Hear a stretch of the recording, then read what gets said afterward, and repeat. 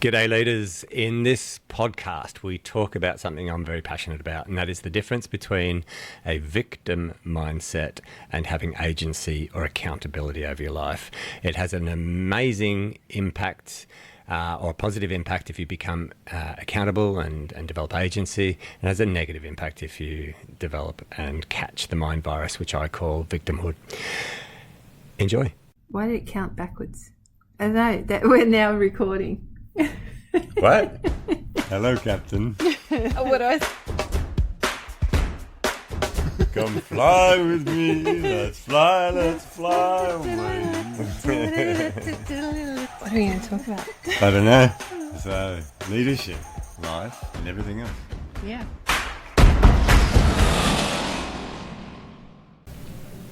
And we're live. No. Oh, we haven't put the on-air sign on. Oh. Can you click it on? Sure. Yeah, okay. Because we've got to have it on when we're recording. Exactly. Yeah, we're recording. That's it. Oh, all right. Yeah, you got me there. No, we're live and recording in the studio. Hey, Michelle. Hi, guys. You can call me Turtle. I can. Yeah, because you're Michelle. Oh, so funny. First bad joke of the day. Well, I'm excited about this episode. Why? Because it's on a topic that's really, discovering it and understanding it and applying it.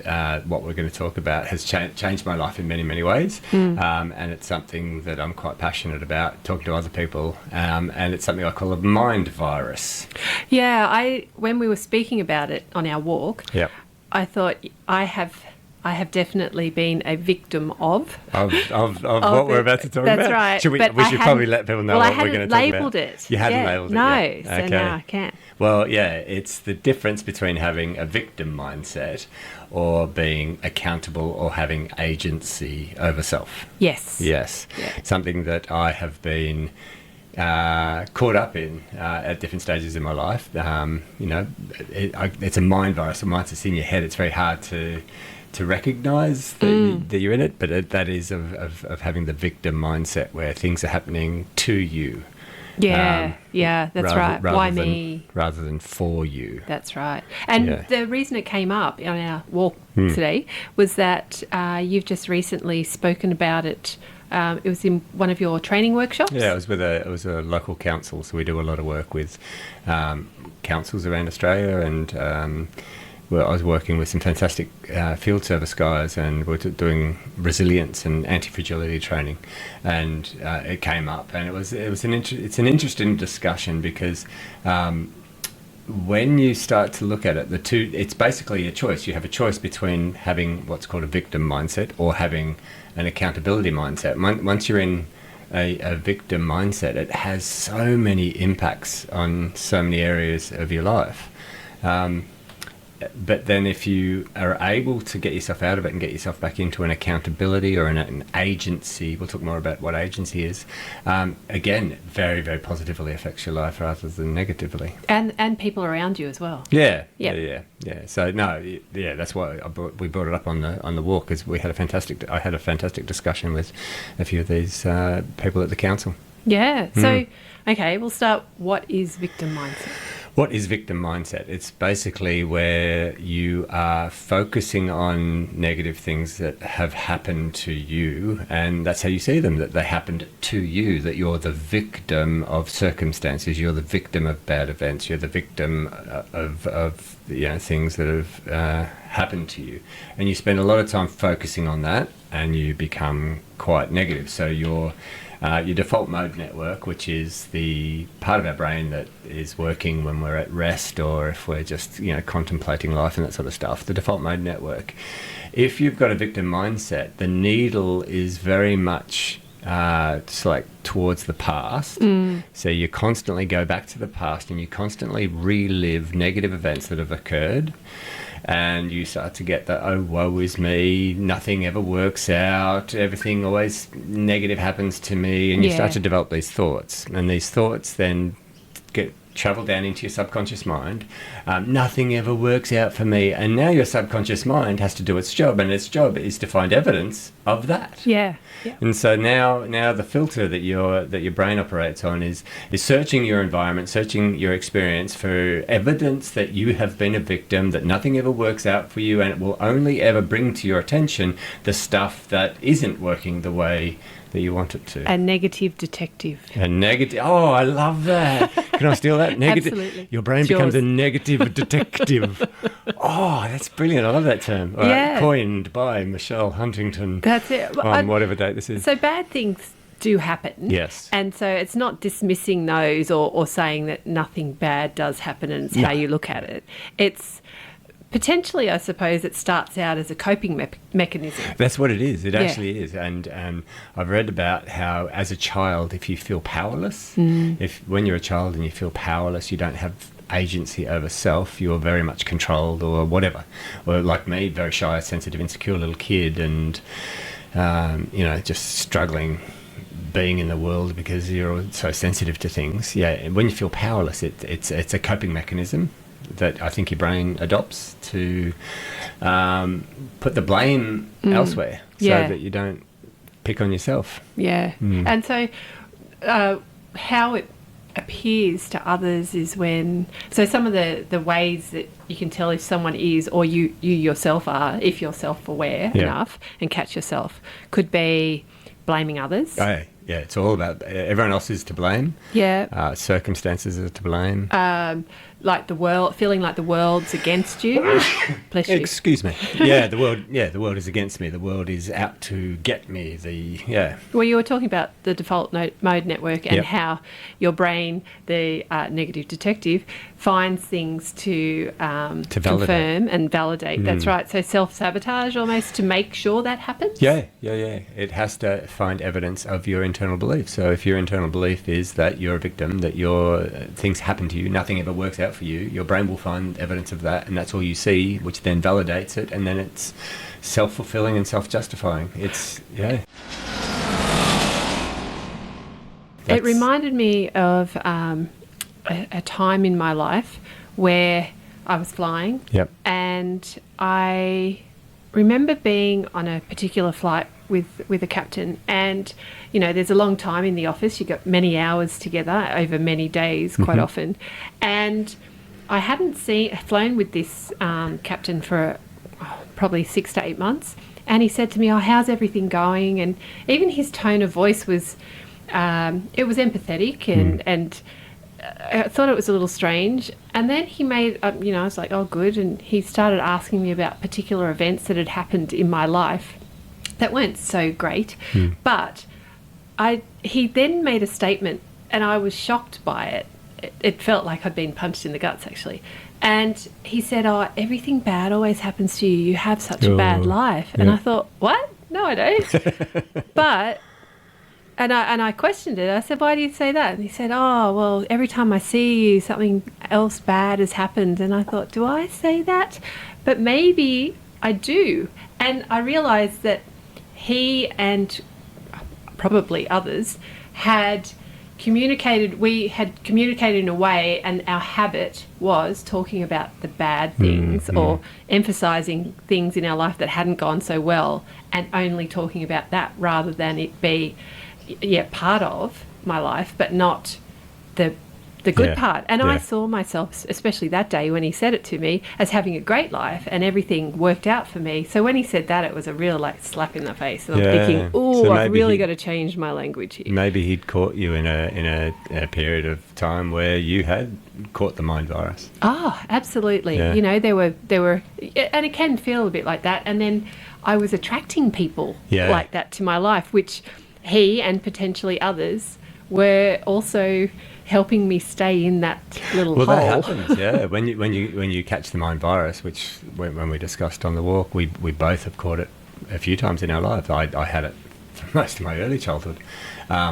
that you do attract others because you surround yourself with people who validate you, who make you feel like you are okay for being you. So you're not going to surround yourself with people who are the exact opposite. No. Yeah, so it does attract people towards you, and regrettably then makes it more challenging to get out of that mindset, because it becomes the normal.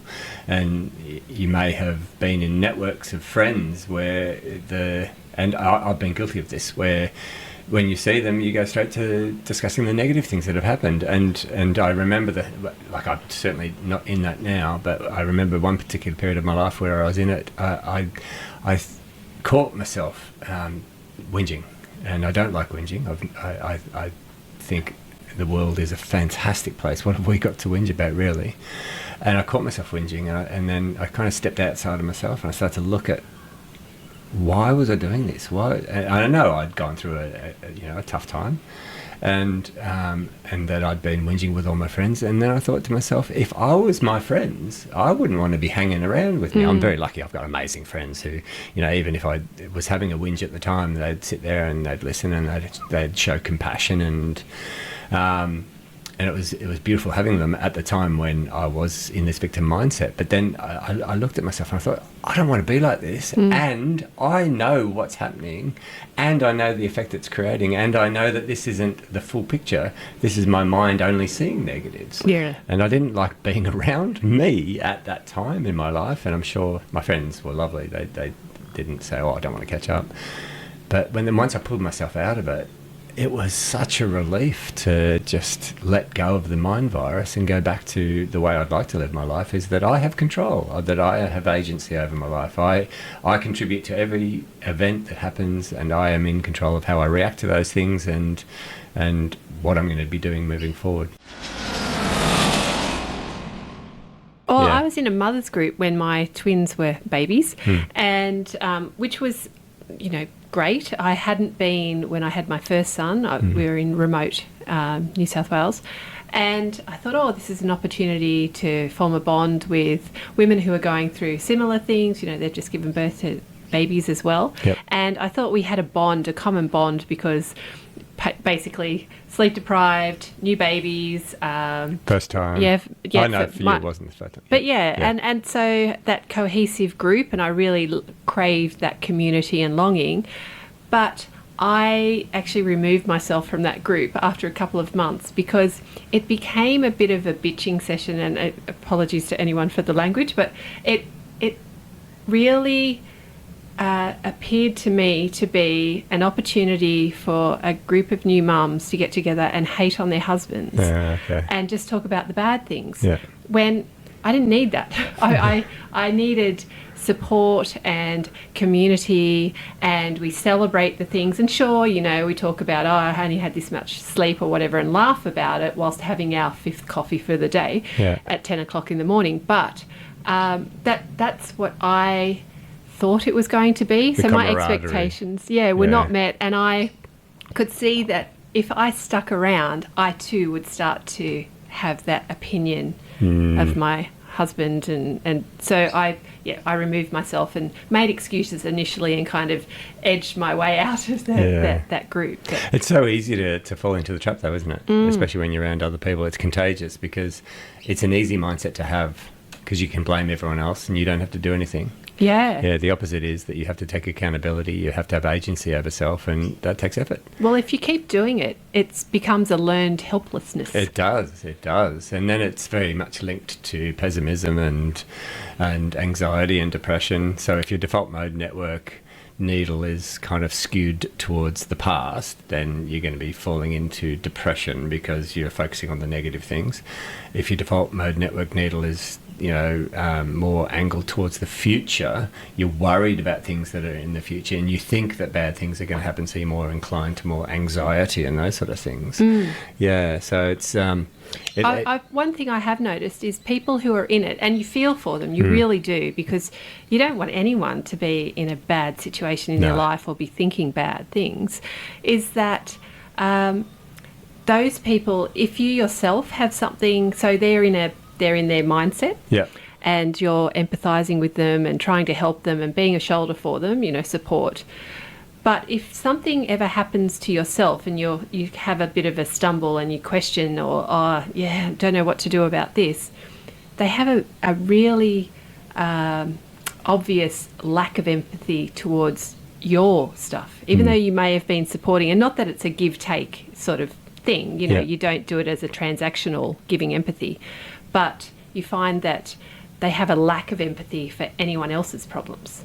It's very self-centered and inward-looking. It reminds me of a set of characteristics, personality traits I've seen in the past where these people will actively ask questions about negative aspects in other people's lives without sharing any of their own, which you typically do when you're trying to do that building rapport thing. Oh, yeah, I've had a similar situation in my life, and which is called an autobiographical response. But there's these people who will ask you things about your life that are negative and bring up things that you may have discussed in the past that are negative, even though, you know, you might have put it to bed and got over it.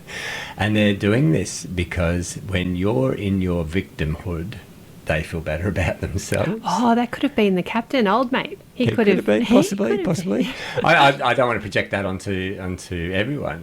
No. I'm really lucky. I only ever surround myself with amazing, supportive, compassionate people. That's a choice. That's a life choice. And so none of my friends do this, but I have seen this and recognised this in other people where they actually want to drag other people into their victimhood so that they can sit there and go, oh, at least my life's not that bad, sort of thing. And that's something I've seen as well, which is certainly a character trait to avoid if you can. Then, is victimhood or a victim mindset, is it a symptom or a personality trait? It's okay, great question. Well, it can become your persona. If you surround yourself, if you've grown up with the victim mindset, the negative, the pessimistic, sort of the needle towards the negative, and you surround yourself with other people who are like that, you're not even aware. You're not even aware. You're not aware that you're creating your own reality by telling your subconscious mind to only find evidence of where the world is shit and where the world isn't happening the way you want it to happen. So I'm going to suggest I wouldn't describe it as a trait or a personality or a symptom. It's a mind virus, and I think I've felt myself actually catch it, even during periods like the last few years have just been amazing in my life. I'm the happiest I've ever been, the most content I've ever been.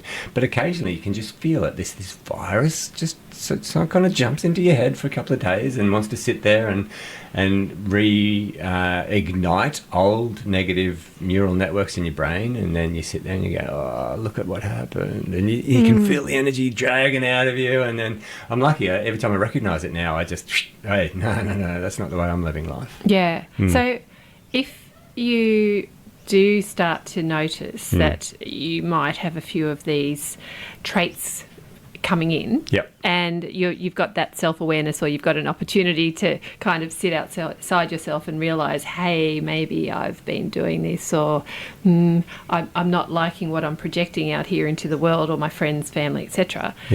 How can you change it? Well, I think that the best thing we can all do right now in this moment, whether you're driving in your car, you're at home, wherever you're listening, you and I standing here behind these microphones, make a decision right now to not be a victim. To basically say to yourself, I am not a victim. Things don't happen to me. They happen for me. I have agency over my life. I am accountable for everything that I do. So therefore, every experience that I have, and the universe will not throw everything good at me. It will throw both good and bad. But what I have the option to do is choose to be in control of my actions. So I'm going to focus on what I can control. Focus on the things that are within your locus of control, so that then you have agency over your life, not being a victim of circumstances. It's kind of stupid to think that the world will never throw shit at you. Yeah. Of course it will. Yeah. But if you have the mindset that you're a victim, when the world throws shit at you, you're going to go, oh, woe is me, and you're going to become the victim. But if you've got somebody who's got agency over their life, and you're accountable, when the world throws that shit at you, you can go, okay, all right, well, what do I do now? What's within my control? What lesson can I take out of this? And that's what you talk about in your keynote. I love the bit on anti-fragility that you talk about in your keynote about how, adversity is a gift because it provides an opportunity for you to grow, to learn, to get stronger. And if you have that mindset that adversity is a gift, in the future when things happen to you, you go, okay, what's the lesson here? What am I going to gain? How am I going to strengthen? What am I going to do? This is happening for me, not to me. A friend of ours, Rich, who has come over to Australia for a couple of weeks on holidays from Singapore, another pilot, and he shared with me just yesterday, actually, a post on social media about, is it Jelena Dokic? Yes, the tennis player. Yeah, and her story. But she's amazing. She is, and her story's pretty shit, really. Yeah. But her attitude now, she is amazing. I've actually got goosebumps on my arms. It was so... Was it an article? It was an article on her. I'd love to read it. And so inspiring. She is... Like, I've flown her, actually, to Albury on Rex when I was working for them. And she was in her tennis, era. But I didn't know any of her story. To what has happened to her continuously for so long and how she's come out the other side and her attitude to it. And it's exactly what you just said. It's happened for her, not to her. Yeah. And she's in a place that she now credits what happened to her to how she is now, amazingly how she is now. So thank you, Rich. Hi, Kylie. And but isn't she a ball of energy, Kylie? But and Derek and Mia. Yes. But hello, everyone. Yeah, it was a great article, and I will share it with you. Actually, I'll put a link in the podcast notes as well if anyone else wants to read it. But it was just a great reminder that regardless of what you've been in, and it is easy to fall into that woe is me, and but very inspiring. So, and I interrupted. So as far as how to change as well, I think understanding that there are alternatives, which is what you were saying about the anti-fragility. Yeah. It becomes a choice. Yeah. A simple choice. Humans have the power to make a decision about anything in their life. The problem with choosing to be accountable is that you have to just release this need to blame others and blame circumstance. And it can be challenging for people because you're basically saying to yourself, the way I've thought in the past was wrong. But it's not that you were wrong in the past. Yeah. It's that the way you were thinking was creating a certain result. Yeah. And that is negativity and pessimism and a lack of energy and all of the negative things that come with victim mindset.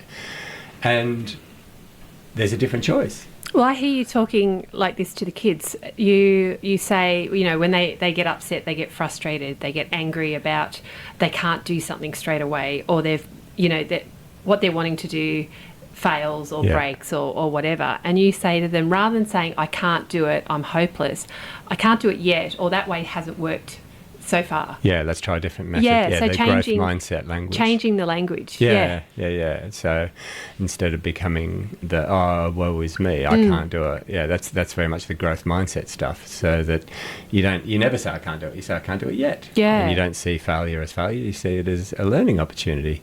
I hope this is true. It's on the internet, so it's got to be true. Edison was asked, Mr. Edison, how do you feel about failing 10,000 times? Because apparently he had lots and lots of patents trying to invent the light globe, and he said, sir, I did not fail 10,000 times. I found 10,000 things that do not work. And I love that attitude, because that's somebody who's got agency. That's reclaiming your story or rewriting your story, isn't it? It is. Being responsible, being accountable. I have, agency. I love that word, agency over my life. One thing we did discuss for New Year's Eve also was to set healthy boundaries. So they're the habits that we now set. So as soon as we start to go down a certain way of thinking, it's when I start to think this, I do this. So we've got rules. Yes. Mine is drink a glass Drink of a water. glass of water. And so when you do catch yourself, or if you do catch yourself starting to think, starting to say, then, have a rule that when I start to, I have to do this, 10 push-ups, go drink of water, whatever. Yeah. My new rule is radical acceptance, which helps with this.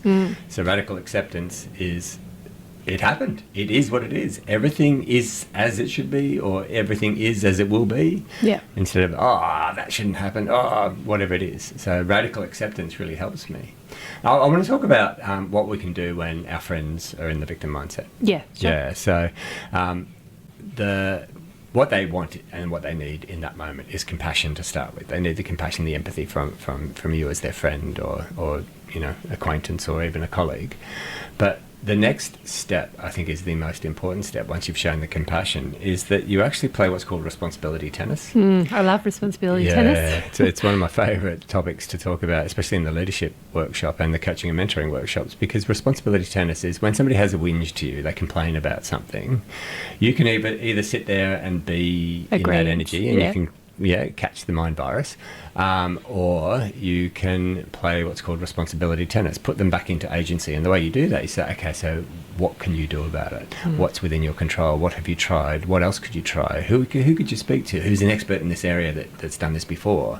So in other words, you're hitting the responsibility of fixing the situation back into their court, which gives them agency. And if you're asking questions, you're putting them in control. So you're actually compassionately asking them, okay, I see the situation you're in, I have compassion for you, now what are you going to do about it? Yeah. And you can do that for yourself as well. Yeah. So it's a technique to make sure that you're not catching the mind virus of victimhood. I like that. How would you do it to yourself? So okay, so as I said before, everyone just today make the decision that you have agency over your life. Yeah. It doesn't matter what shit has happened to you, it's happened for you. Just adopt that mindset. And so in the future, when you find yourself whinging, when you find yourself being the victim, when you find yourself being negative, looking back in the past and being depressed about something that's happened, just sit there and go, okay, I have an opportunity to rewire my brain, to change the way I think about things, and I can look at what's happened, what I've learned, what I'll avoid doing in the future, what I'll do differently in the future, and just focus on what's within your control. And then just get yourself back into a mindset of that you have more input into what happens in your life than circumstance. So ultimately, you have a choice. You have a choice. Everyone has a choice. And it really, I know it's not black and white. Victim versus accountability, it's not a black and white thing. No. Shit will happen to you. Yeah. But expect that. In fact, even look forward to it. Well, that's part of anti-fragility, is the expectation. So setting up systems that you've actually thought and gone through the process of what if. Yeah. And so you're prepared for the shit. Yeah. And then, because you are, it's not the first time, it's not a shock, your shock response is reduced. Yeah. And you then go into fix-it mode. That's it. That's why a psychologist will always say to you, what's the worst thing that could happen? Because when you identify what is the worst thing that could happen, and then you identify what would you do in that situation, you're now back in control. Yeah. So if you expect it, don't walk around expecting bad things to happen. No. Yeah, that's again the negative detective. Yeah. But just know that things will happen from time to time, but great things will also happen. And if you have the mindset, and we both share this one, that everything works out for us. Yeah, it does. We say this to always. We say this. It does. Everything works out for us. I will always get a car park at the shopping centre. Yes. And when you get it, you go, I got a car park. But if you go, I never get a car park, you drive around the car park going, and somehow you don't see car parks. True. And it shifts the way you feel quite dramatically. No, that's good. Yeah, I love this topic because it's something that has affected me deeply in many years ago. When things happen, I fell into the victim mindset. I became a whinger, the sort of person I don't like. I didn't want to be. But then when I realised that I have agency, I have control, I have decisions I can make in my brain that makes my life mine to create and mine to dictate and mine to... I am steering the ship of my life. Yeah. Yeah. So to sum it all up, how to change it is awareness. Awareness. So make a decision. Yeah, know that you're in it. Yeah. So then acceptance of it. Yeah. Okay. Yeah. Guilty. Guilty. Make the decision. I'm going to be in control of my life. That's right. So decide on alternatives. Yep. And then shift your self-identification. So change your language and reclaim your story. Yep. From the different perspective. Yep. Surround yourself with people who lift you up. Yeah. And help you focus on the positive. Don't surround yourself with negative people who are always in trauma. Yeah. If you do have people, be compassionate, but play that responsibility tennis so that you got a bit of a boundary there. Be that annoying person that's always up, and then people are wanting to be in the mud, and they'll either soon extricate themselves from your friendship circle because they don't like your positivity, or the responsibility tennis and your energy lifts them out. That you may have been what they needed to kind of go, oh, hang on, why aren't I like that? That reminds me of the story I was teaching at a company here in Sydney, and we're talking about optimism and pessimism. And when we got onto the topic of optimism, there was a lady in the course. She said, "Oh, I know somebody like that."